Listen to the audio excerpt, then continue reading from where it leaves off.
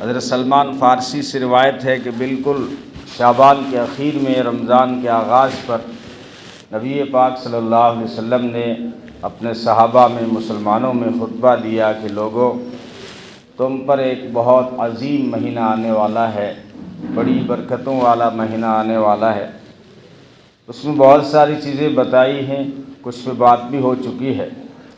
اسی خطبے میں ایک جملہ ہے کہ شہر الصبر والمواسات، یہ جو رمضان کا مہینہ ہے یہ صبر کا مہینہ ہے اور ایثار انسانی ہمدردی اور خیر خواہی کا مہینہ ہے۔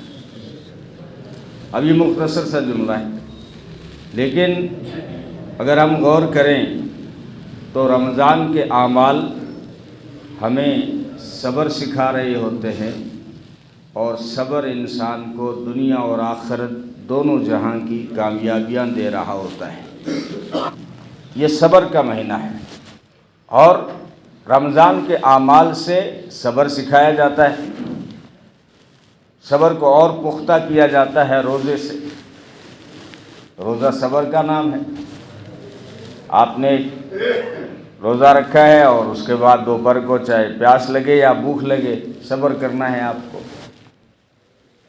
حلال چیزوں سے روک کے حرام سے روکنے کا صبر سکھایا جا رہا ہے کہ جب آپ حلال پانے سے رک گئے ہیں، حلال کھانے سے رک گئے ہیں، تو حرام سے بھی رک جائیں، جھوٹ سے بھی بچ جائیں، غیبت سے بھی بچ جائیں۔ نبی نے فرمایا بہت سارے روزے دار وہ ہوتے ہیں جن کو سوائے بھوک کے اور کچھ نہیں ملتا، بھوک اور پیاس کے۔ تو محدثین نے وہ روزے دار کون سے ہیں جن کو سوائے بھوک اور پیاس کے کچھ نہیں ملتا؟ اس کے ضمن میں بہت ساری باتیں لکھی ہیں، اس میں فحش گوئی ہے، بیہودہ باتیں کرنا، گالی دینا، جھگڑنا۔ ان چیزوں سے آپ مفتی سے پوچھیں گے تو روزہ نہیں ٹوٹے گا، گالی دینے سے روزہ نہیں ٹوٹتا، لیکن روزے کا جو مقصد ہوتا ہے وہ فوت ہو جاتا ہے۔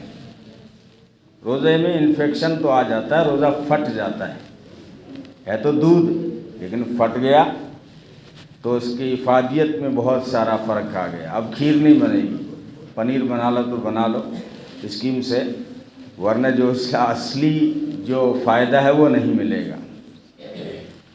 تو روزہ ہمیں صبر سکھا رہا ہوتا ہے۔ اب یہ صبر سکھا کے ہمیں کیا دینا ہے؟ ہمیں تو اتنا بتا دیا گیا کہ صبر کا بدلہ جنت ہے، کیونکہ آخرت اصل ہے، اس لیے کہا کہ یہ مہینہ صبر کا ہے اور صبر کا بدلہ جنت ہے۔ اب صبر عملی طور پہ سکھایا جا رہا ہے اور ہم سے کہا گیا کہ اس کا بدلہ جنت ہے۔ لیکن اسلام کا ہر حکم جس طرح آخرت کا اس میں فائدہ ہوتا ہے، دنیا کا فائدہ بھی ہوتا ہے، تو صبر کے آخرت میں بھی بہت سارے فائدے ہیں اور دنیا میں بھی بہت سارے فائدے ہیں۔ آپ دنیا میں کسی بھی مشن میں کامیابی چاہتے ہیں تو وہاں صبر کی ضرورت پڑے گی۔ صبر صرف یہ نہیں ہے کہ تکلیفوں پہ جو برداشت کیا جاتا ہے اس کو صبر کہتے ہیں۔ صبر کی کئی قسمیں ہوتی ہیں۔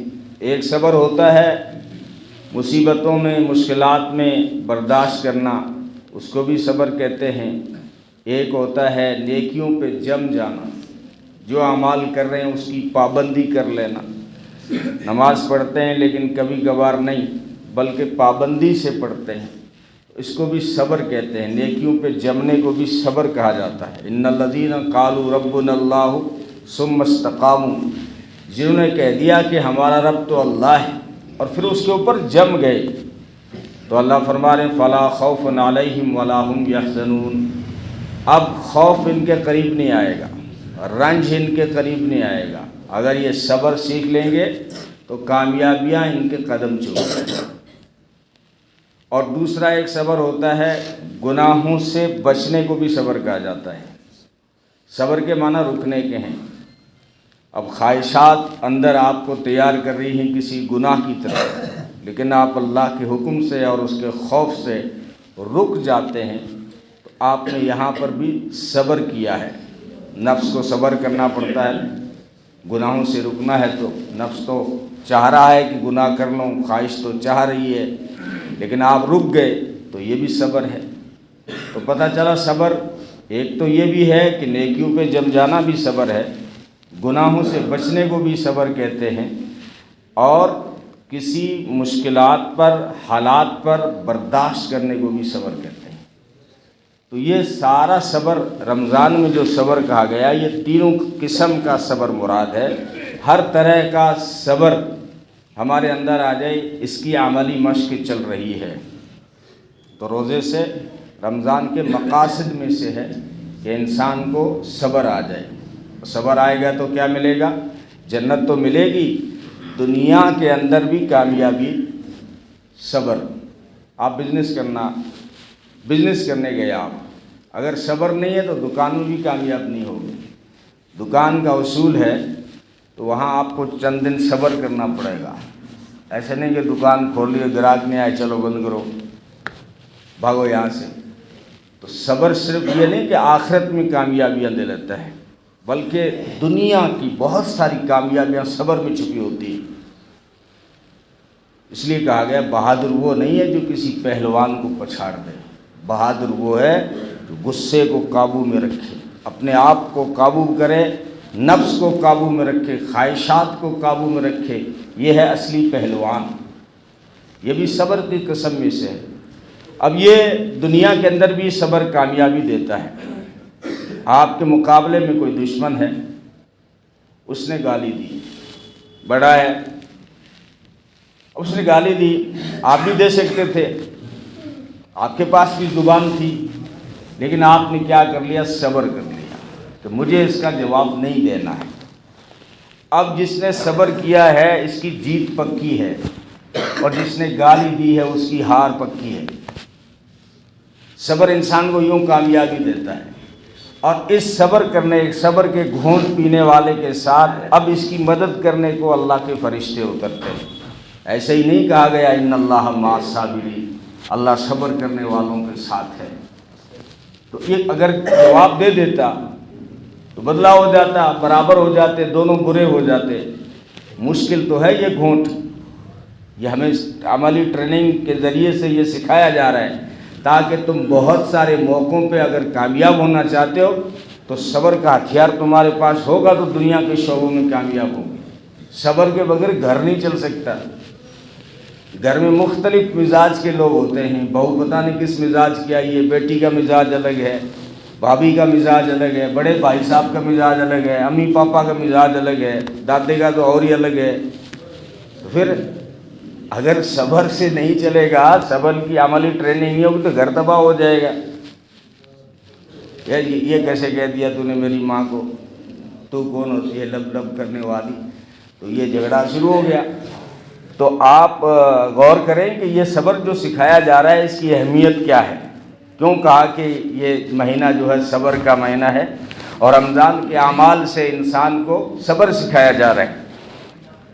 اور عملی ٹریننگ ہوتی ہے کہ انسان صبر کر پاتا نہیں کر پاتا، کیونکہ آپ جس وقت ظہر اور عصر میں آتے ہیں اس وقت یہ بیچارہ جو نفس ہوتا ہے نا، یہ بہت ساری اس کے چونچلے بند ہو چکے ہوتے ہیں۔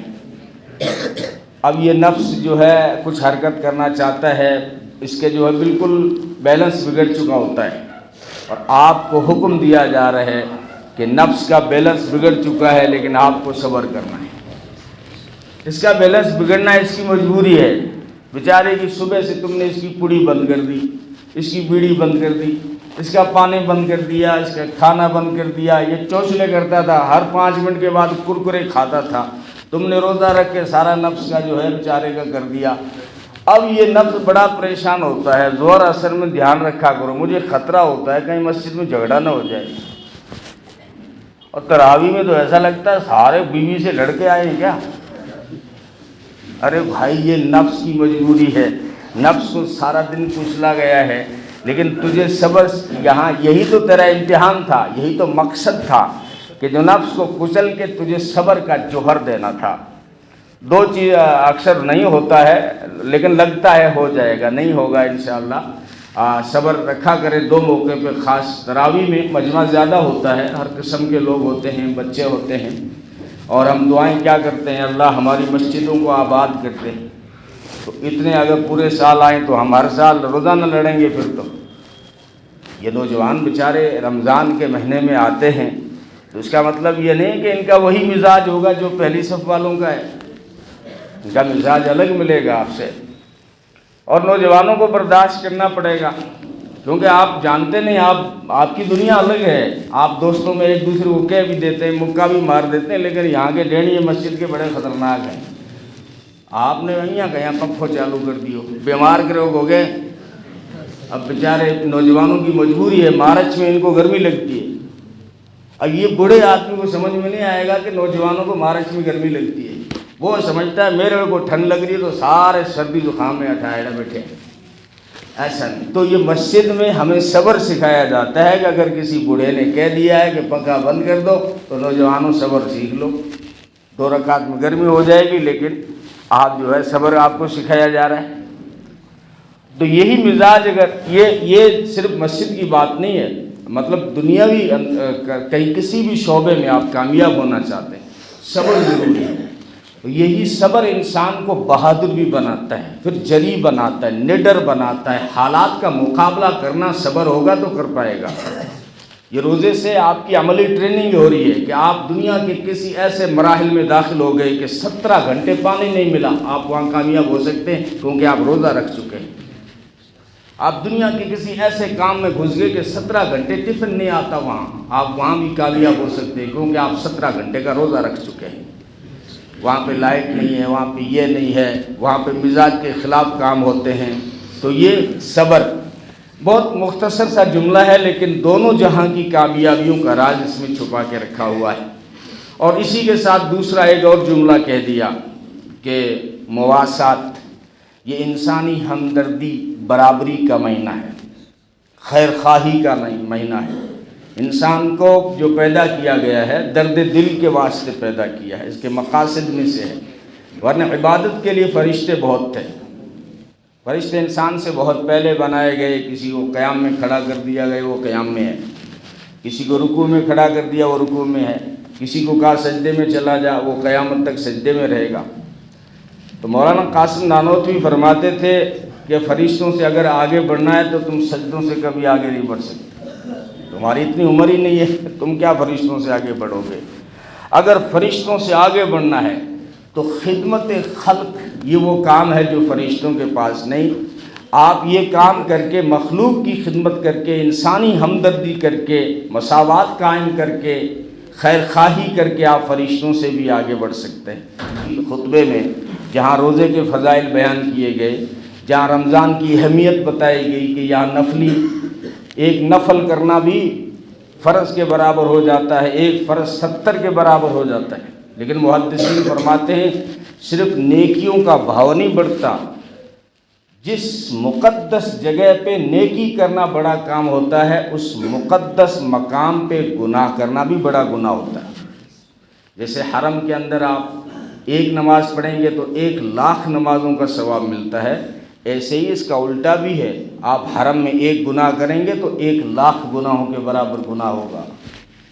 اور اگر رمضان میں چھوٹا سا کام کرنے پہ، چھوٹی سی نیکی کرنے کا ثواب فرض کے برابر مل جاتا ہے تو چھوٹے سے گناہ کا بھی بہت بڑے گناہ کے برابر گناہ ہو جاتا ہے، اور ایک گناہ کا گناہ 70 گناہوں کے برابر بھی ہو جاتا ہے۔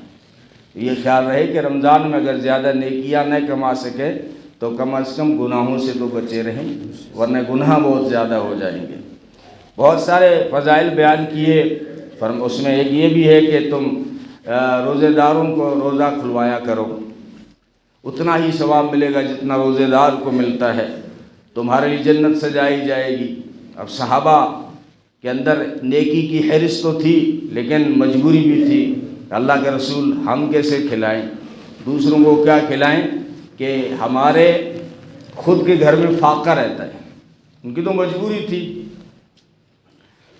نبی نے اس بات کو جو ہے توڑ دیا، فرمایا پیٹ بھر کے کھلانا مقصد نہیں ہے، اگر تم کسی کو پانی پلا دو گے، لسی پلا دو گے، کھجور کا خوشہ دے دو گے، کھجور کے 1 پیس بھی دے دو گے تو اس کے اوپر بھی وہی ثواب ملے گا، اور اگر کوئی پیٹ بھر کے کھلائے گا اس کا ثواب الگ ہے۔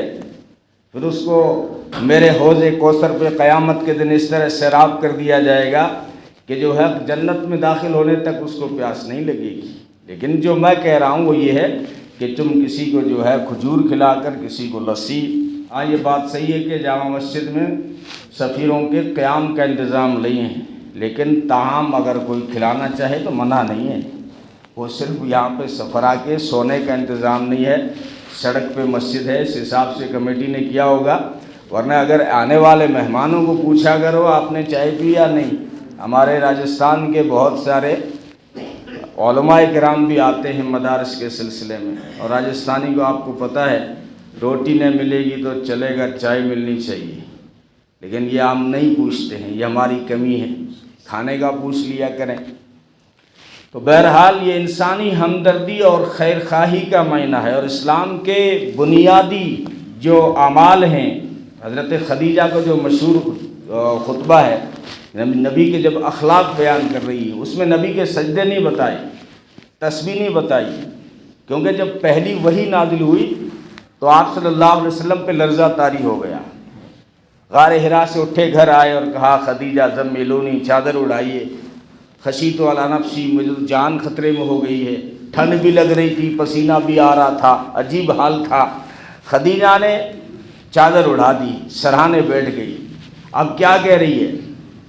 یہ نہیں کہا کہ آپ سجدے بہت لمبے کرتے ہیں اللہ آپ کو ہلاک نہیں کرے گا، یہ نہیں کہا کہ آپ تسبیح بہت پڑھتے ہیں، نہیں کہا۔ خدیجہ کے جملے مشہور ہیں، کہا کہ کلا واللہ لا یخزیک اللہ ابدا انک لتصل الرحم وتحمل الکل وتکسب المعدوم وتقری الضیف وتعین علی نوائب الحق۔ میرے محبوب، اللہ آپ کو کبھی برباد نہیں کرے گا، کیونکہ آپ صلہ رحمی کرنے والے ہیں، آپ غریبوں کا بوجھ اٹھانے والے ہیں، آپ ناداروں کا سہارا بننے والے ہیں، آپ یتیموں کو سنبھالنے والے ہیں، بیواؤں کو سنبھالنے والے ہیں۔ مدینے میں ایک عورت تھی، مجنونہ اور پاگل مشہور تھی، کوئی نہیں پوچھ سے بات کرتا تھا، آپ صلی اللہ علیہ وسلم کو پکڑ کے لے جاتی اور لمبی دیر تک وہ باتیں کرتی رہتی، آپ صلی اللہ علیہ وسلم سنتے رہتے۔ صحابہ کو بڑا تعجب ہوتا، یہ پاگل عورت ہے، اللہ کا رسول اس سے کوئی بات نہیں کرتا۔ فرمایا جس سے کوئی بات نہیں کرتا اس سے محمد عربی بات کرتے ہیں صلی اللہ علیہ وسلم۔ یہ عدی بن حاتم جو اسلام میں آیا اس کی ایک وجہ یہ بھی تھی، وہ کہتا تھا یار مسلمان غریب ہیں، ان کے پاس چپل نہیں، کپڑے نہیں، بڑی بڑی باتیں کر رہے ہیں کہ اسلام کسریٰ اور کیسر کے خزانے ان کے قدموں میں آئیں گے، میری سمجھ سے باہر ہے۔ تو جب یہ اس کی بہن جب گرفتار ہوئی تھی، صفانہ جس کا نام تھا، آپ صلی اللہ علیہ وسلم نے اس کے اوپر چادر ڈالی تھی، یہ انسانی ہمدردی میں سے ہے۔ تو نبی کو دیکھا کہ بیٹی ہے، اس کے سر پہ دوپٹہ نہیں ہے، تو اپنے کندھوں والی چادر اتار کے دی کہ بیٹی کون آ گئی ننگے سر، اس کے سر پہ ڈال کے آؤ۔ کسی نے کہا یہ صفانہ ہے، حاتم کی بیٹی ہے، عیسائی ہے، اور یہ تیر زہر میں بجھا کے قسم کھا کے آئی تھی کہ نبی کو نعوذ باللہ قتل کروں گی، اب یہ گرفتار ہو گئی، پکڑی گئی، اب اس کے سر سے دوپٹہ سرک جائے کیا فرق پڑتا ہے؟ نبی نے فرمایا نہیں بلال، بیٹی بیٹی ہوتی ہے، چاہے اپنی ہو چاہے دوسرے کی ہو، جاؤ اس کے سر پہ دوپٹہ ڈالو۔ جب وہ دوپٹہ ڈالا گیا تو پگھل گئی۔ انسان سجدوں سے متاثر نہیں ہوتا، سجدے تو صحابہ کے 3 دن شمامہ بن اسال نے دیکھے تھے، مسجد نبوی کے ستون سے جس کو باندھا گیا تھا، وہ 3 دن دیکھتا رہا کہ صحابہ نماز کیسے پڑھتے ہیں۔ صحابہ ایسی نماز پڑھتے تھے کہ فرشتے بھی رشک کریں اور جھک جھک کے دیکھیں، لیکن وہ صحابہ کے سجدوں سے متاثر نہیں ہوا۔ بالآخر وہ بھی جب اسلام میں آیا تو نبی کے اخلاق دیکھ کر آیا، تو اخلاق سے یہ لڑکی بھی پگھل گئی۔ اس نے کہا کہ میں بڑے سردار کی بیٹی ہوں، میرا بھائی بھاگ گیا، عدی جس کا نام تھا، تو آپ صلی اللہ علیہ وسلم نے اس کو ہدیہ دے کر، سواریاں دے کے رخصت کیا۔ یہ بھائی کو لے کے آئی تھی، بھائی کو اس نے بھیجا تھا، جاؤ جس کے بارے میں تم نے سنا ہے اس کو پرکھ کے جا کے دیکھو۔ اب جب یہ آیا ہے دوبارہ عدی، تو کہنے لگا تجسس تھا کہ اسلام سچا ہے یا نہیں، یہ نبی ہیں یا نہیں، یہ تو کوئی بادشاہ ہیں، تو یہ کئی خیالات تھے۔ کہتے ہیں میں مسجد میں آیا اور مجھے آپ صلی اللہ علیہ وسلم گھر لے گئے، مجھے گھر لے جا رہے تھے تو راستے میں ایک عورت مل گئی، یہی مجنونہ دیوانی مل گئی، اور اس نے آپ صلی اللہ علیہ وسلم کو پکڑ کے راستے میں بات کرنے لگی، اور کافی ٹائم لگ گیا۔ عدی کہتا ہے میں وہیں سمجھ گیا یہ بادشاہ نہیں ہے، یہ نبی ہے۔ اور کہتا میں گھر گیا، نبی کے گھر میں ایک ہی تکیہ تھا اور نبی نے وہ تکیہ اٹھا کے مجھے دے دیا کہ آپ اس کا سہارا لے کے بیٹھے۔ تو میں نے کہا آپ اگر نبی ہیں، ساری کائنات کے اگر سردار ہیں، تکیہ مجھے دے رہے ہیں؟ نبی نے فرمایا نہیں، مہمان بڑا ہوتا ہے، آپ مہمان ہیں ہمارے، تکیہ آپ لگائیں۔ تو یہ اخلاق سے یہ بھی پگھلا تھا۔ تو انسانی ہمدردی اسلام یہاں بھی جو پھیلا نا، یہاں پہ آپ سمجھ رہے ہیں کہ بہت بڑے جو بادشاہ آئے انہوں نے اسلام نہیں پھیلایا، کچھ اللہ کے ولی آئے انہوں نے اخلاق پر اسلام کو پھیلایا۔ خواجہ معین الدین آئے تو ان کے پاس ایسے کیا ذرائع تھے کہ وہ جو اپنی زندگی میں 90 لاکھ لوگوں کو کلمہ پڑھا گئے۔ سننا تو آسان ہے، آپ نے بھی سن رکھا ہے، ہسٹری میں پڑھ رکھا ہے، 90 لاکھ لوگوں کو، وہ بھی ہند جیسے ماحول میں، کلمہ پڑھانا آسان تو نہیں تھا۔ وہ کون سا جوہر تھا خواجہ کے پاس میں؟ یہی اخلاق تھے۔ شمس الدین التمش کے زمانے میں جب ایک کسان، دہلی کا کسان اجمیر آیا اور خواجہ صاحب سے کہتا ہے کہ مسلمان آپ کی رائے مان لیں گے، میری زمین دبا دی ہے التمش کے کارندوں نے، آپ سفارش کریں۔ تو خواجہ صاحب یہاں سے اجمیر سے چلے پیدل دہلی کی طرف۔ تو ان کے جو شاگرد تھے، بختیار کاکی رحمۃ اللہ علیہ جیسے شاگرد تھے، انہوں نے کہا کہ حضرت ہمیں بھیج دیتے، تھوڑا سا کام ہم جا کے کہہ دیتے کہ خواجہ صاحب کی یہ رائے ہے، خواجہ صاحب کا یہ فرمان ہے۔ کہا نہیں، یہ میرے پاس آیا تھا دہلی سے چل کے، اب میں اجمیر سے چل کے دہلی جاؤں گا، کیونکہ میرے آقا صلی اللہ علیہ وسلم کا فرمان پڑا ہے کہ کوئی انسان کسی انسان کی مدد کرنے جاتا ہے تو اللہ اس کی مدد کرتا ہے، تو کیا مجھے اللہ کی مدد کی ضرورت نہیں ہے؟ تو ایسے اخلاق تھے جس کی وجہ سے جو ہے اسلام پھیل گیا۔ تو یہ انسانی ہمدردی ہے۔ اسی کو رمضان کے خطبے میں نبی کیوں فرما رہے ہیں کہ رمضان میں انسانی ہمدردی کی زیادہ ٹریننگ ہونی چاہیے۔ اس لیے حضرت امی عائشہ فرماتی تھی یوں تو نبی کے ہاتھ سخاوت کی ہوا ہوا کرتے تھے، بادی صبا کی طرح سخاوت چلتی تھی، لیکن جب رمضان کا مہینہ آتا تھا تو یہ سخاوت طوفان میں اور آندھی میں بدل جاتی تھی، یعنی حد سے زیادہ انسانی ہمدردی۔ وہ قرآن میں کہا گیا وَأَمَّا السَّائِلَ فَلَا تَنْهَرْ، سائل کو جھڑکو نہیں۔ بہت سارے آئیں گے اس مہینے میں، جھڑکنا نہیں ہے، نہ دینا ہو تو پیار سے رخصت کرو، جھڑکنا نہیں ہے، کہ قرآن نے سختی کے ساتھ حکم دیا ہے۔ تو یہ انسانی ہمدردی کا مہینہ ہے۔ حضرت عباس تو اعتکاف چھوڑ کے کسی پریشان حال کی پریشانی سے چلے گئے۔ حضرت عبداللہ بن عباس بہت بڑے مفسر ہیں قرآن کے، صحابہ میں، اعتکاف میں بیٹھے ہوئے تھے، ایک شخص آیا کہنے لگا حضرت میں نے کسی سے ادھار پیسے لیے تھے، اب وہ واپسی کا مطالبہ بہت سختی سے کر رہا ہے، میرے پاس پیسے ہے نہیں، آپ تھوڑی سفارش کر دیں کہ مجھے تھوڑی مہلت دے دے، میں پیسے یہ بعد میں دے دوں گا۔ تو کہا چلو۔ وہ اعتکاف میں بیٹھے ہوئے تھے اور روانہ ہونے لگے۔ جب مسجد کے دروازے پہ پہنچے تو کسی نے کہا حضرت آپ کا تو اعتکاف ہے، آپ اعتکاف توڑ کے جا رہے ہیں؟ فرمایا میں اعتکاف توڑ کے کہاں جا رہا ہوں، میرے نبی کا فرمان ہے کسی پریشان حال انسان کے کام آنا 10 سال اعتکاف میں بیٹھنے سے بہتر ہے۔ میں 10 سال تو اعتکاف نہیں بیٹھ سکتا نا، تو کسی پریشان حال کے کام آ رہا ہوں۔ کیا معمولی سی پریشانی تھی، اس کو یہ کہنا تھا کہ بھائی یہ پیسے دے دے گا، تھوڑا اس کو ٹائم دو۔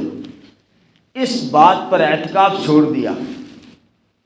تو پتہ چلا انسانیت کا احترام اونچی چیز ہے، اور ہم جو جنت تلاش کرنا چاہتے ہیں اللہ نے اس کو صرف سجدوں میں نہیں رکھا ہے، اللہ نے اس کو مختلف جگہوں میں بھی رکھا ہے۔ اللہ نے ایک اپنا حق رکھا ہے، ایک مخلوق کا حق رکھا ہے، اور مخلوق کو ساری اپنی عیال قرار دیا۔ حدیث میں ہے کہ ساری مخلوق اللہ کا کنبہ ہے، اللہ کا عیال ہے۔ اللہ کو سب سے زیادہ پسندیدہ وہ بندہ ہے جو اس کی مخلوق کے ساتھ میں حسن سلوک کرتا ہے۔ تو یہ اس مواسات کی طرف رمضان ہمیں لانا چاہتا ہے۔ رمضان کے اعمال میں سے ایک عمل ہے انسانی ہمدردی۔ یہ مسلمانوں کے اندر جب زیادہ تھی تو اسلام دن بدن بڑھتا جا رہا تھا، آج ہمارے اندر سے انسانی خدمت کا جذبہ ختم ہو گیا، یعنی کسی دوسرے انسان کے کام آنا، کسی دوسرے انسان کی مجبوری کو سمجھنا، اس کی پریشانی کو دور کرنا، کسی بیمار کے کام آنا، کسی غریب کے کام آنا، کسی بیوہ کے کام آنا۔ اس میں صحابہ ریس لگاتے تھے تو صحابہ نے ریس لگائی تو خدمت خلق میں لگائی۔ حضرت عمر نے بہت کوشش کی نا میں ابو بکر سے آگے بڑھ جاؤں، بہت سے موقعوں پہ کی۔ جو وہ جس دن غزوہ تبوک کا اعلان ہوا تھا اس دن حضرت عمر اندر سے خوش تھے، کیونکہ ان دنوں حضرت عمر کے پاس مال زیادہ تھا۔ کہہ رہے تھے میں اندر سے میں سمجھ گیا آج ابو بکر سے آگے نکل جاؤں گا، میرے پاس مال ہے، ابو بکر کے پاس مال نہیں ہے۔ لیکن وہاں پہ جس تقدیر نے ابو بکر کو آگے رکھا ہوا تھا تو اس کو پیچھے کیسے کرتے؟ سوال وہاں بدل گیا تھا۔ حضرت عمر مال ابو بکر سے زیادہ لے کے گئے تھے، آپ کی نالج میں ہوگا، بہت زیادہ تھا، ابو بکر کے مقابلے میں زیادہ تھا۔ لیکن وہاں سوال بدل گیا، عمر کیا لائے ہو؟ کہا آدھا لایا ہوں، آدھا گھر چھوڑ کے آیا ہوں۔ ابو بکر کیا لائے ہو؟ فرمایا گھر میں جو تھا وہ سب لایا ہوں۔ اب ابو بکر سے آگے کیسے بڑھے؟ اس نے کہا کہ حضرت ابو بکر جب خلیفہ بن گئے اور نبی دنیا سے چلے گئے تو حضرت عمر نے کہا کہ نبی کی زندگی میں تو موقع نہیں دیا، ہر موقع پہ آگے رہے، اب یہ پھنس گئے ہیں ذمہ داریوں میں، خلیفہ بننا کوئی معمولی کام نہیں ہے نا، بڑی ذمہ داریاں ہیں، اب یہ ذمہ داریوں میں لگے رہیں گے، سرکاری ذمہ داریوں میں کوئی ایسی خدمت کر جاؤں گا کہ نیکیوں میں ابو بکر سے آگے بڑھ جاؤں گا۔ کہتے ہیں ایک رات کو میں سوچتا رہا کہ ایسا کون سا کام کروں کہ ابو بکر نہ کرتے ہوں، ابو بکر سے آگے بڑھ جاؤں۔ کیونکہ قرآن پڑھوں گا تو قرآن تو ابو بکر بھی پڑھتے ہیں، نماز پڑھوں گا وہ بھی ابو بکر بھی پڑھتے ہیں، نفلی پڑھوں گا وہ بھی پڑھتے ہیں۔ تو کہتے ہیں میرے دماغ میں آیا کہ مدینے سے باہر ایک عورت ہے، بوڑھی ضعیفہ بیوہ ہے، نہ ان کے کوئی بچے ہیں نہ شوہر ہے، کچھ نہیں، اکیلی، وہ کیسے زندگی کاٹ رہی ہوگی؟ وہ اس کے جانوروں کا دودھ کون نکالتا ہوگا، پانی کون بھرتا ہوگا، جھاڑو کون نکالتا ہوگا، اکیلی ذات رہتی ہے جھونپڑی میں جا کے رات کو اٹھ کے اس کی خدمت کروں گا اور ابو بکر سے آگے بڑھ جاؤں۔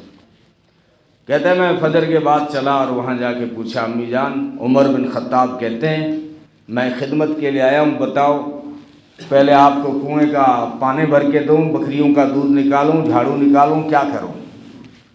کہنے لگی بیٹا تیرا شکریہ، لیکن تیرے سے پہلے کوئی آیا اور سارے کام کر گیا۔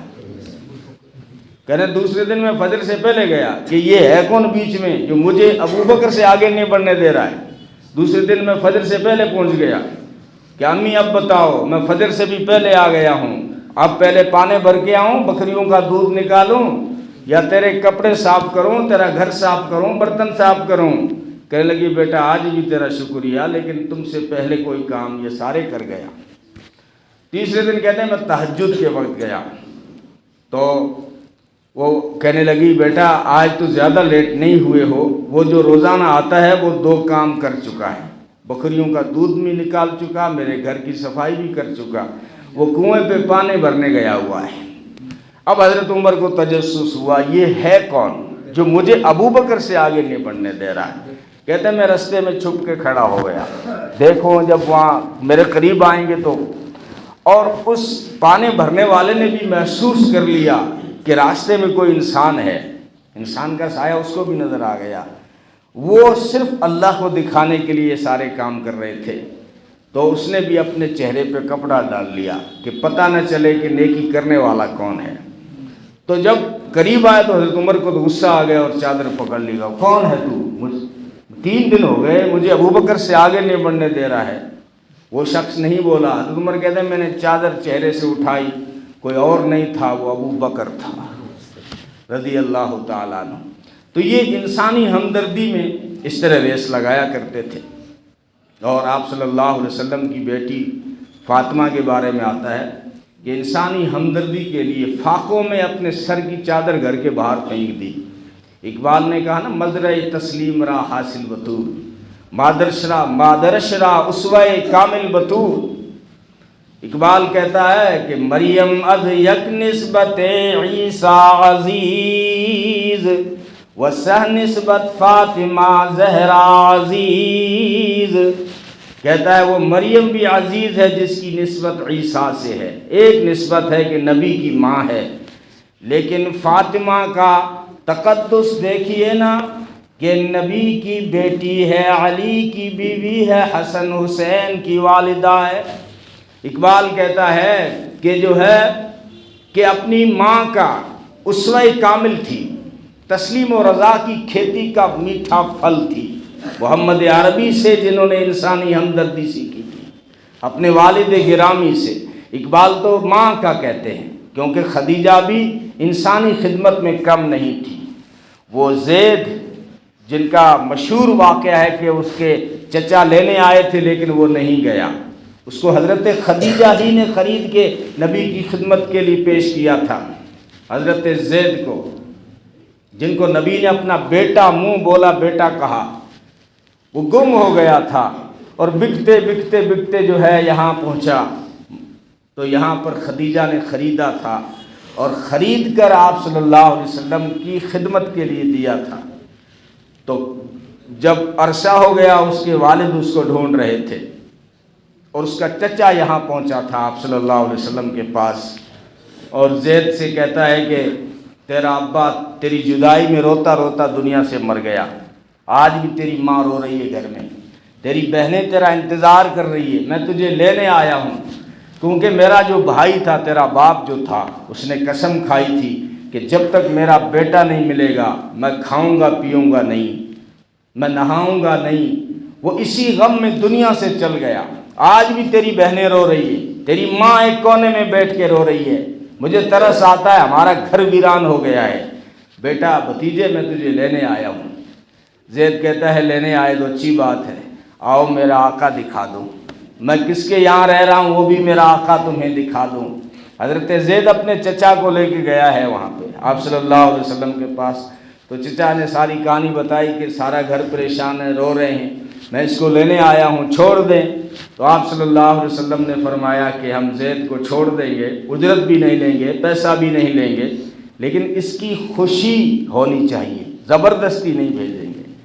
اب کون جو ہے دنیا غلام جن کو کہہ رہی تھی، کون کس کو اپنی ماں پسند نہ ہوگی، کس کو بہنیں پسند نہ ہوگی، کس کو اپنا گھر پسند نہ ہوگا۔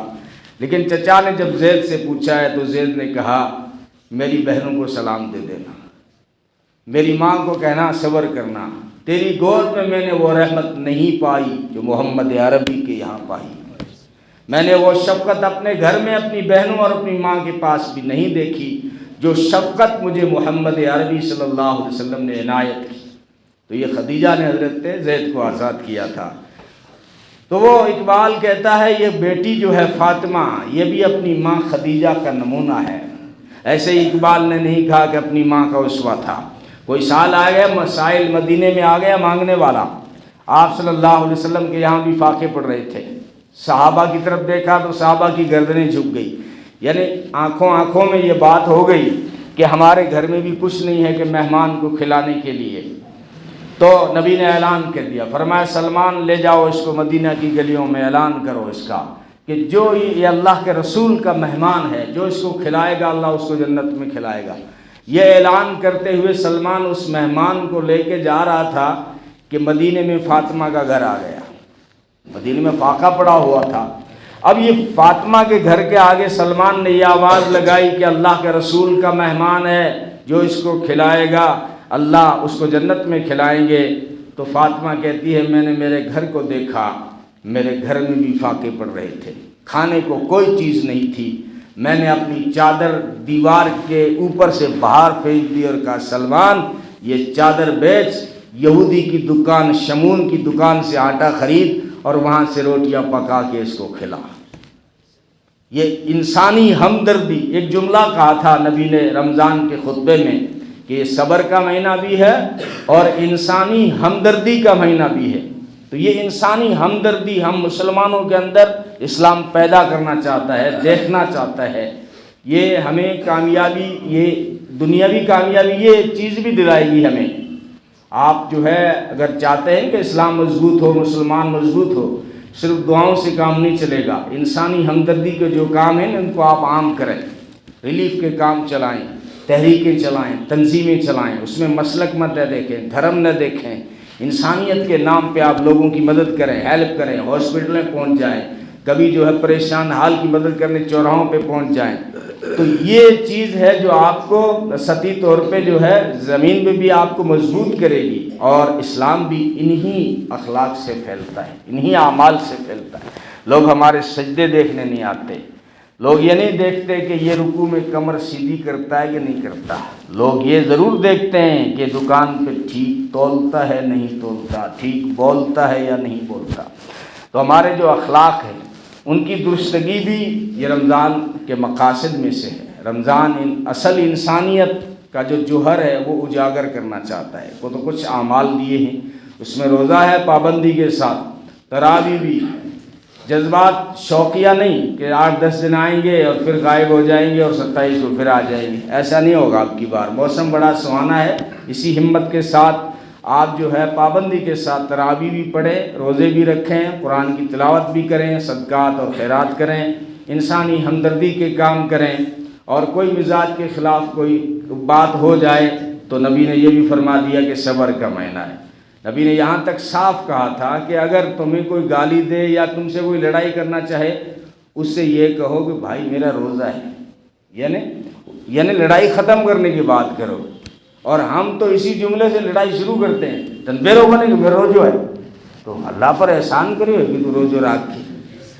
نبی نے جس جملے کو لڑائی ختم کرنے کے لیے بتایا تھا کہ بھائی لڑائی نہیں، گالی نہیں، میرا روزہ ہے یار، میں کوئی بحث نہیں کرنا چاہتا، لیکن ہم کیا بے روزہ نہیں کہتے، میرا روزہ ہے۔ روزہ رکھ کے کوئی پہاڑ توڑے تو نے کسی پہ احسان کیا ہے؟ تو یہ جو ہے اس سارے اعمال پہ اللہ تعالی ہم سب کو عمل کی توفیق عطا فرمائے۔